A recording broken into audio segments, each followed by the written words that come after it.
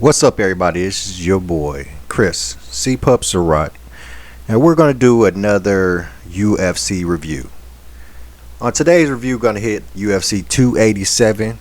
We got to see some awesome fights, but the most important fight, of course, of the night was when one of the African kings that once ruled the UFC world, Israel Adesanya, he was back in the ring facing the gentleman that took his belt, Alex Pereira. And him and Alex Pereira have a long history. But let's tackle the other two main card fights really quickly. First one was the bantamweight fight. We got to see Rob Font defeat Adrian Yanez with a nice KO. Real interesting fight. We see great things for Font in the future. Hopefully he gets a championship belt fight soon. And on the co-main event was one of our favorites, Jorge Masvidal. He was in a battle with Gilbert Burns, and let's just say that Jorge has been going down over the last couple years, and you could tell this because Gilbert Burns was pretty much owning that fight. It was an interesting fight. I really hoped that Jorge could pull it out at the end, but Burns pretty much dominated the fight and won by decision.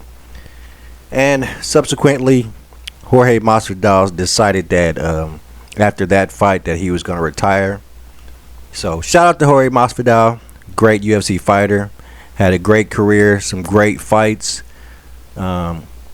Hate to see his career end like this. Hopefully he'll make a comeback, but if he does not, he was a fantastic fighter, and let's give him his claps. Alright, so the main card, or main fight, was of course between the former champion, Israel Adesanya, one of the three African kings that ruled the UFC for quite some time before first Usman got defeated, of course, and but of course Francis Ngannou still has held on to his belt. So coming into this fight, Israel Adesanya had lost his belt to Alex Pereira in a decidedly lopsided fight. Alex and they, of course, have a long history, so they've been fighting for quite some time. We really found that out after this fight, when Israel Adesanya knocked Alex Pereira out with a stunning, beautiful fight, stunning, beautiful knockout scenario. Check this out. Oh yeah, you thought shit was sweet, huh? Come here, get your motherfucking ass on. Oh, you trying to kill me? Fella, take your motherfucking ass to sleep. Oh, you don't like to listen. Go to bed, fuck. Shit, what the fuck he hit me with? He done erased all my content. I done got factory reset. And it was, of course, one of the best fights I've seen in a long time, because I really expected Alex Pereira to win. Alex did dominate Israel Adesanya in that last fight, but had him up against the ropes.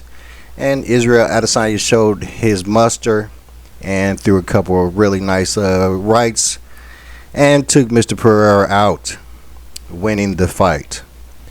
Now, what this does is it does put Israel Adesanya back at the top, championship again, king again. And now we have two African kings ruling the UFC, and one that still got a chance to get his belt back in Usman. But of course, I feel that he was still reeling from his little situationship, or career change, or however you want to look at it, when he had ventured into an acting career and decided he wanted to be in Black Panther 2. And I won't go down that rabbit hole, but you can still see that, and like many people, Mike Tyson, for instance, or any other person that allowed an outside influence to get in the way of a road that they had been on for a long time, that a very successful road. So when he lost his comeback event against Edwards. It showed that he still hadn't got back to the Usman of old. So let's hope that he can get back to it. Let's hope he can shake off this UFC lag that he's felt ever since he decided to venture into the movie game. So let's hope for the best for him. Let's congratulate Israel Adesanya for getting his belt back and in dominating fashion. This is your boy Chris C. Pup Surratt. This is another Twisted Pup UFC review. Check us out for more reviews later on this month. Peace.